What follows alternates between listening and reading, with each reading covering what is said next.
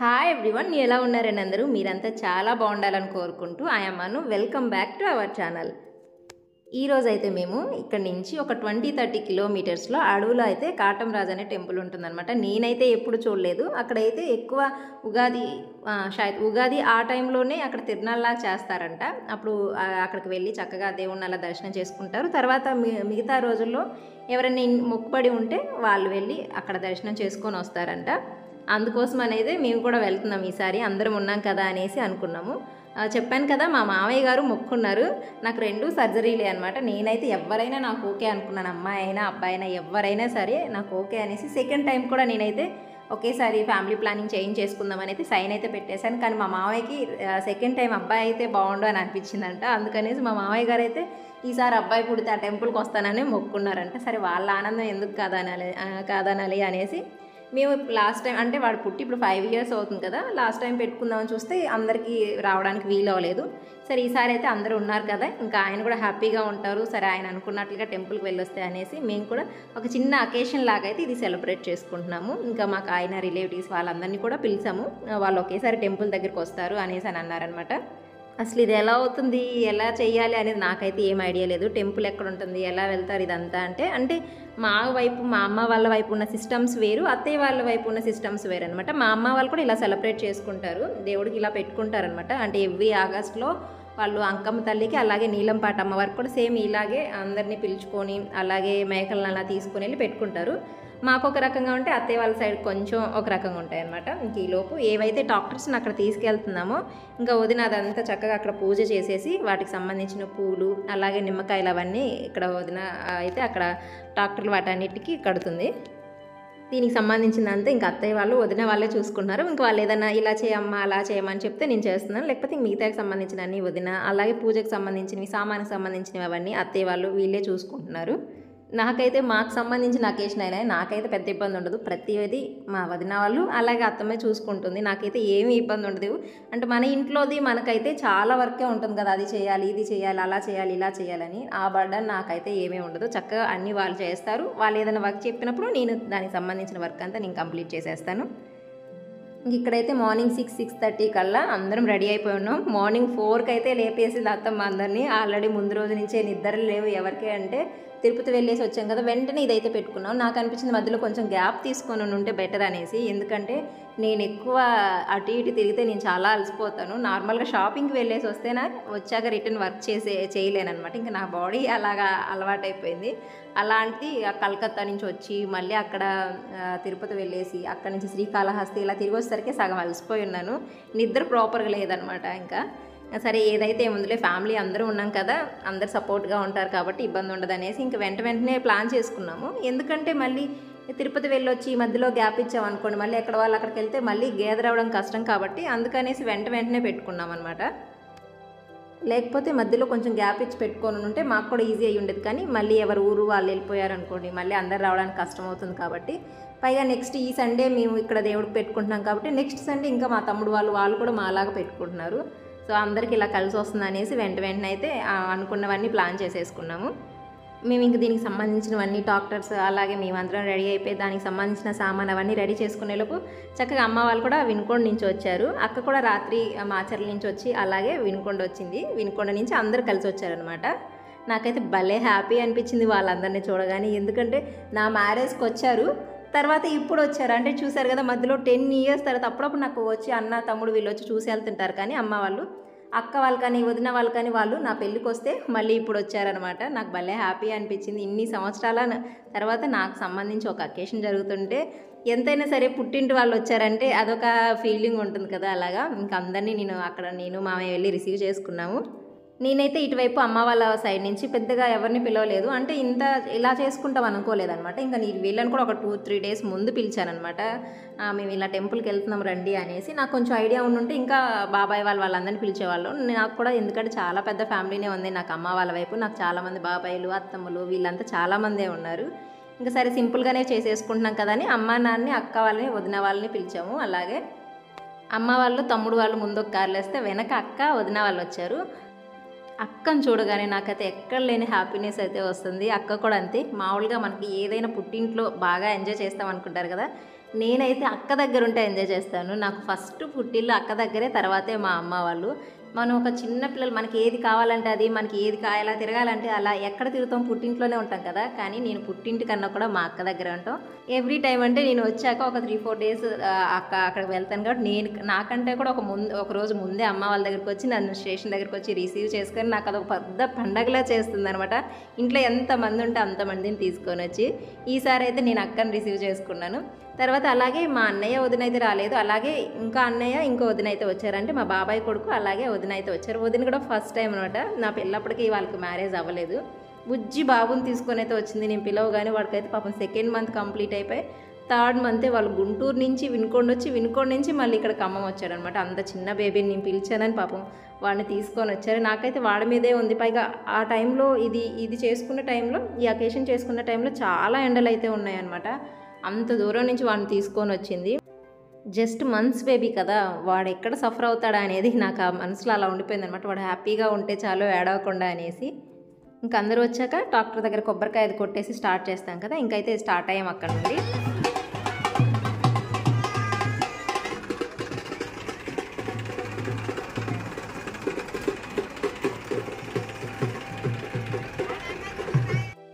First అయితే మాకు వీధి స్టార్టింగ్లో కల్కి భవన్ టెంపుల్ ఉంటుంది. అక్కడ కూడా కొబ్బరికాయ కొట్టాక నెక్స్ట్ ఇంకో అమ్మవారు ఉంటారు వేరే లైన్లో, అక్కడ కూడా అమ్మవారి దగ్గరికి వెళ్ళేసి ఆ తర్వాత స్టార్ట్ అవుతామన్నారు. నేను అట్లా వెళ్ళాక మళ్ళీ రిటర్న్ వస్తామే అనేసి చెప్పులు కూడా వేసుకోలేదనమాట. మంచి ఎండాకాలంలో చెప్పులు కూడా వేసుకోకుండా సరే ఆ టెంపుల్ దాకా వెళ్ళాక వెనక్కి వస్తాం కదా అన్నట్లుగా ఇంకా అలానే వెళ్ళాము. ఇంకా మన ఇంటి దగ్గర నుంచి నడుచుకుంటూ ఆ వీధి చివరి ఉన్న కల్కి భవన్ టెంపుల్ దగ్గరికి అయితే వెళ్ళాము. అక్కడ కూడా మళ్ళీ కొబ్బరికాయ అలా కొట్టేసి అలాగే అగరబత్తులు వెలిగించి, టెంపుల్ అయితే క్లోజ్ చేసి ఉంది. ఇంకా బయటే అవన్నీ చేసేసి పూలు అవి పెట్టేసి ఇంకా అక్కడ కూడా పూజ చేసేసి మళ్ళీ అక్కడి నుంచి అయితే స్టార్ట్ అయ్యాం.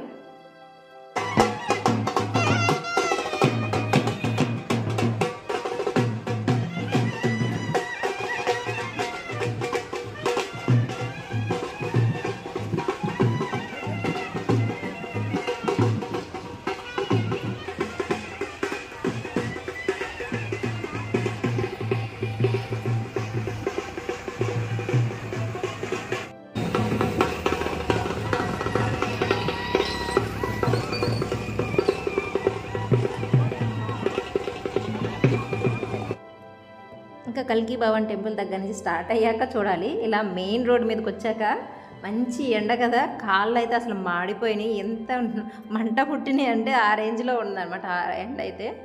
ఇంకా అక్కడి నుంచి పోలేరమ్మ టెంపుల్కి అయితే వచ్చేసాము. ఇక్కడ కూడా దేవుడికి ప్రదక్షిణలు అవి చేశాక మళ్ళీ ఇక్కడ కొబ్బరికాయ కొట్టేసి అలాగే అక్కడి నుంచి తీసుకొచ్చిన ప్రసాదం ఉంది కదా, ఇంటి దగ్గర నుంచి తీసుకొచ్చిన పొంగల్ అదంతా చేసుకొని వచ్చాం కదా, ఇక్కడ ప్రదక్షిణాలు అయిపోయినాక ఆ ప్రసాదం అంతా మళ్ళీ ఇక్కడ పెట్టేసి అలాగే కొబ్బరికాయ అవన్నీ కొట్టి ఇంకా అక్కడ కూడా పూజ చేసుకున్నాము. నాకైతే భలే హ్యాపీ అనిపించింది. అటు అమ్మ వాళ్ళని అత్తయ్య వాళ్ళని చూసి ఇన్ని సంవత్సరాల తర్వాత అమ్మ వాళ్ళు రావడం, అలాగే మనకు సంబంధించిన ఒక అకేషన్ జరగడం, అటు అత్తయ్య వాళ్ళు పూజకి సంబంధించినవన్నీ చూసుకోవడం, అలాగే అమ్మ వాళ్ళు వచ్చిన దగ్గర నుంచి వాళ్ళు చూసుకోవడం నాకైతే చాలా హ్యాపీ అనిపించింది అనమాట.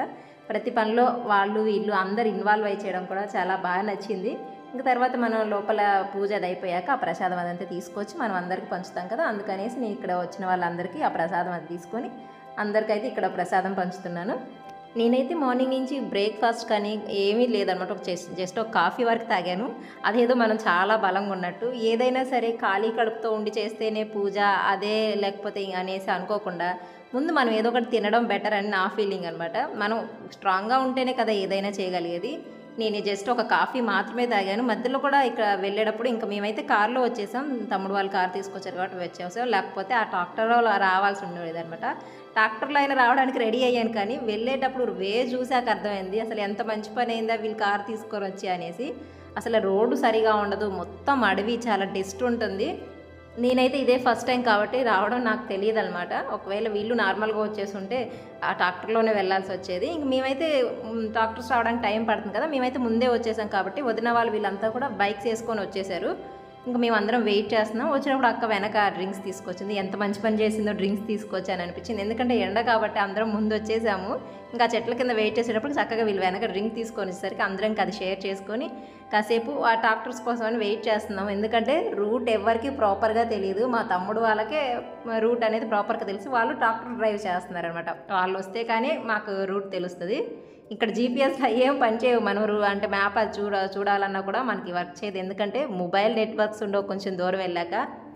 ఇంకా అక్కడ అందరూ వాటర్, డ్రింక్స్ అలాగే కొన్ని స్నాక్స్ తీసుకొచ్చారు. అవి అన్నీ తినేసాక ఇంకా అక్కడ కొన్ని అయితే ఫొటోస్ తీసుకుంటున్నాం. ఎందుకంటే అందరూ మళ్ళీ ఎప్పుడు కలుస్తారో ఏమో అనేసి ఇంకా పిల్లలు అలాగే అమ్మా నాన్న వీళ్ళందరినీ పిల్లలతో ఫోటో తీయమని అమ్మా నాన్న అడిగితే వాళ్ళు మనవాళ్ళు మనవరాలతో ఇంకా కొడుకుకు పిల్లలు పుట్టలేదులేండి. ఇంక ఉన్నవాళ్ళు ప్రజెంట్ ఇలాగే వదిన బాబు వీళ్ళందరినీ తీసుకొని నాన్న చక్కగా ఆయన మనవాళ్ళు మనవరాలతో అమ్మా నాన్న ఫోటో తీయమంటే ఇక్కడ తమ్ముడు వాళ్ళు ఇంకా వాళ్ళని ఫొటోస్ తీస్తున్నారు. ఇలా కొంచెంసేపు టైం అయితే స్పెండ్ చేసాం ఇక్కడ, అంటే డాక్టర్స్ వచ్చేంతవరకు.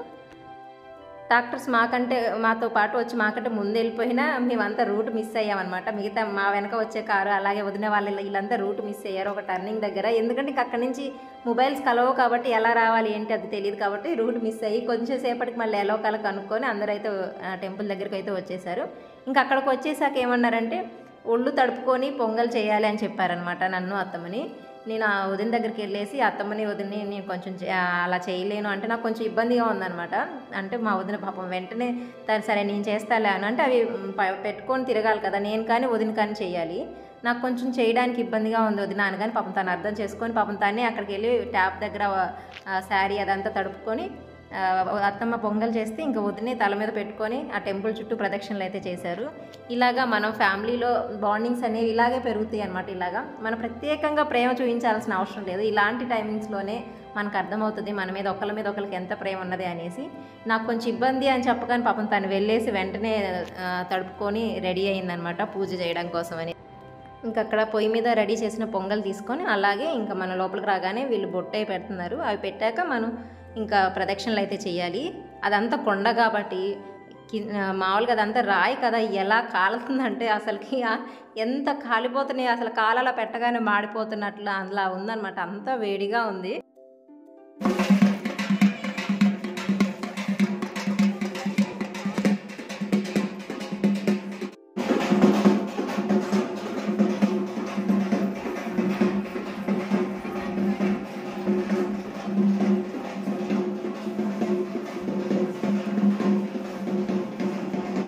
కానీ మనం దేవుడి దగ్గరికి వెళ్ళినప్పుడు ఈ వేడి ఎండ వర్షం ఇవేవి లెక్క చేయం, చలి ఇవేవి మనకు పట్టవన్నమాట. ఓన్లీ ఆ దేవుడి మీదే ఉంటుంది మనసు అంతా. ఇంకా అక్కడికి వెళ్ళి కొబ్బరికాయది కొట్టేశాక ఇంకా ఇక్కడే అనమాట మెయిన్ దేవుడు కాటమరాజు అంటారు కదా, ఇక్కడే అనమాట. ఇక్కడ కొబ్బరికాయది కొట్టేసి అలాగే మనం ప్రసాదం చేసాం కదా, ఆ ప్రసాదాన్ని అక్కడ దేవుడికి నైవేద్యంగా పెట్టి ఇంకా అక్కడ పూజ అది కంప్లీట్ చేసుకున్నాము.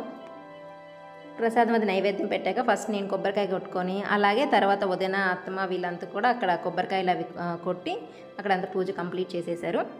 మెయిన్ కాటమరాజు దగ్గర పూజ అయిపోయాక మనకి ఇలాగే పక్కన అమ్మవారు అలాగే అటు పక్కన ఇంకా గుళ్ళు ఉంటాయి అనమాట, కృష్ణుడిది అలాగే శివుడిది. అలాగా ప్రతి చోట మనం తీసుకువెళ్ళిన నైవేద్యం పెట్టి అలాగే మళ్ళీ మనం పూలు నిమ్మకాయలు అగరబత్తులు అలాగే కొబ్బరికాయ ఇవన్నీ తీసుకెళ్తాం కదా, అవన్నీ దేవుడి దగ్గర పెట్టేసి దర్శనం అయితే చేసుకున్నాము. ఇంక ఇక్కడ అమ్మవారి దగ్గర కూడా పెట్టేశాక ఇంకా పక్కనే కృష్ణుడు టెంపుల్ ఉంది కదా, ఇంకా వదిన నేను అలాగే అక్కడికి వెళ్ళేసి అగరబత్తులు వెలిగించి అలాగే దీపం వెలిగించి పూజ అయితే చేసుకున్నాము. ఇంకా అక్కడి నుంచి మళ్ళీ మనం ఎక్కడైతే ఫస్ట్ సామాన్ అదంతా ఒక చెట్టు కింద దింపామన్నమాట. మనం ఏదైతే మెటీరియల్ అవన్నీ తీసుకెళ్ళాం కదా వంటకు సంబంధించిన అవన్నీ ఇంకా చెట్టు దగ్గరికి వెళ్తున్నాం. యాక్చువల్గా అయితే నేను ఎక్కువ ఏదైనా బ్రెయిన్ వర్క్ కానీ మిగతా ఏమన్నా చేయగలుగుతాను, కానీ ఇలాంటి వర్క్స్ నేను చేయలేను అనమాట. అది మా ఇంట్లో వాళ్ళకి చాలా బాగా తెలుసు. మా ఇంట్లో కూడా ఎవ్రీ ఇయర్ 2 అకేషన్స్ అయితే జరుగుతాయి ఇలా అమ్మవారికి పెట్టుకునేది. అమ్మ వాళ్ళ ఇంట్లో అప్పుడు ఆ టైంలో కూడా వర్క్ అంతా అమ్మ అక్కే చూసుకుంటారు, ఎందుకంటే నేను ఇలాంటి పనులు చేయలేను అనమాట. అందుకనేసి అక్క వాళ్ళ బాబా అయితే పిన్ని నువ్వు అది పట్టుకోలేదు నాకు ఇచ్చేసే, ఈ పట్టుకోలేవు నువ్వు నాకు ఇచ్చేసే అంటున్నారు. ఎందుకంటే వాళ్ళకి తెలుసు కదా, వాళ్ళు చిన్నప్పటి నుంచి చూస్తారు కాబట్టి ఇలాంటివి నేను చేయలేను మామూలుగా, అది వాళ్ళకి తెలుసు కాబట్టి నువ్వు అందుకే వాళ్ళే ఒకటే నువ్వు ఏదైనా కొంచెం తిను, నువ్వు ఏదైనా కొంచెం తాగు, లేకపోతే అవి మాకివ్వు మేము పట్టుకుని ఏం మోస్తుంది ఏమీ లేదు, చిన్న కొబ్బరికాయ అయినా సరే అవి మాకివ్వు నేను పట్టుకుంటాను అంటే ఎక్కువ తిన ఇలాగా ఎండలో నడవడం కానీ అలా నేను చేయలేను అనమాట. అందుకని వాళ్ళకి బాగా తెలిసి ఇవన్నీ. ఇంక తర్వాత వంట అది ప్రిపేర్ అయ్యేలోపు ఇంకా మా వారు అక్కడుండి అలా చూసుకుంటున్నారు. ఇంకా నేనేం చేశానంటే ఇంకా అమ్మ వాళ్ళ దగ్గరికి అలా వచ్చానమాట. ఇంకా మనకేం పని ఉండదు, ఆల్రెడీ వంట మనుషులు పిలిపించారు కాబట్టి వాళ్ళ వంట అది ప్రిపేర్ చేస్తున్నారు. ఇంకా అందుకనేసి చక్కగా వచ్చి కాసేపు వీళ్ళ దగ్గర కూర్చొని ఇంకా వాళ్ళతో టైం స్పెండ్ చేసాము. చక్కగా ఫొటోస్ అవి తీసుకున్నాము. ఇంకా వంట అయ్యేసరికి 4 అయిపోయింది. ఇప్పుడు మా మొక్కలు చూడాలి. ఆల్రెడీ 3-4 రోజుల నుంచి రెస్ట్ లేదు. అటు ఇటు తిరిగొచ్చాం. ఫుల్ ఎండ కదా, ఎంత ట్యాన్ అయిపోయానంటే విపరీతంగా ట్యాన్ అయిపోయాను. నేను అసలు నోటీస్ కూడా చేయలేదు. నేనైతే ఒకటే అనుకున్నాను, ట్యాన్ అయిపోయినా వీక్ అయిపోయినా తర్వాత అయినా రికవర్ అవ్వచ్చు, కానీ ఫ్యామిలీతో ఇలాంటి హ్యాపీ మూమెంట్స్ అయితే మళ్ళీ మళ్ళీ రావనేసి 5:30 అయిపోయింది. మొత్తం కంప్లీట్ అయిపోయేసరికి మా వారు ఇంక మీరు వెళ్ళండి, ఇంక మిగతావన్నీ మేము సర్దుకొని ట్రాక్టర్లో మేము వచ్చేస్తామన్నారు. ఇంకా వదిన వాళ్ళు అలాగే అక్క వాళ్ళు అయితే స్టార్ట్ అయిపోతున్నారు. ఎందుకంటే చిన్న బాబు ఉన్నాడు కదా, వాడు నైట్ సఫర్ అయిపోతాడు అనేసి ఇంకా వాళ్ళు స్టార్ట్ అయిపోయారు. 6 ఆ టైం కల్లా వాళ్ళు మూవ్ అయిపోయారు. కొంచెం సేపు ఆగి అమ్మ వాళ్ళు కూడా స్టార్ట్ అవుతాము అనేసి అని అన్నారనమాట. ముందైతే వదిన వాళ్ళు అలాగే అక్క పిల్లలు వీళ్ళంతా స్టార్ట్ అయిపోయారు. ఈరోజు పూజకైతే అన్న అలాగే వదిన రాలేదు కదా, మొన్న లాస్ట్ నవంబర్లో మ్యారేజ్ అయింది. ఎందుకంటే అన్నకు కొంచెం హెల్త్ బాగాలేదనమాట, అందుకని అన్న రాలేదు. ఇంకా అమ్మ వాళ్ళు కూడా ఒక 1 అవర్ తర్వాత వీళ్ళు మూవ్ అయిపోతున్నారు కదా అనేసి మా వారు అన్నారు, సరే ఇటు మీ అన్నయ్యని చూడాలి కదా, నువ్వు కూడా స్టార్ట్ అయ్యి వెళ్ళిపో మీ అమ్మ వాళ్ళతో పాటు అనేసి అని అన్నారనమాట. నేను అది ఇంకా తర్వాత అక్క వాళ్ళు వెళ్ళాక చెప్పారు నాకు ఆ విషయం. సరే ఇంకా వాళ్ళకి సర్ప్రైజ్ చేద్దామని నేను అక్క వాళ్ళకి చెప్పలేదు. ఇంకా అక్క వాళ్ళు వెళ్ళిపోయాక ఒక 1-2 అవర్స్కి అయితే అమ్మ వాళ్ళతో పాటు నేను కూడా స్టార్ట్ అయిపోయాను. ఈ వీడియో అయితే మీకు నచ్చిందని అనుకుంటున్నాను. Thank you for watching. మళ్ళీ కలుద్దాం మరో వీడియోలో.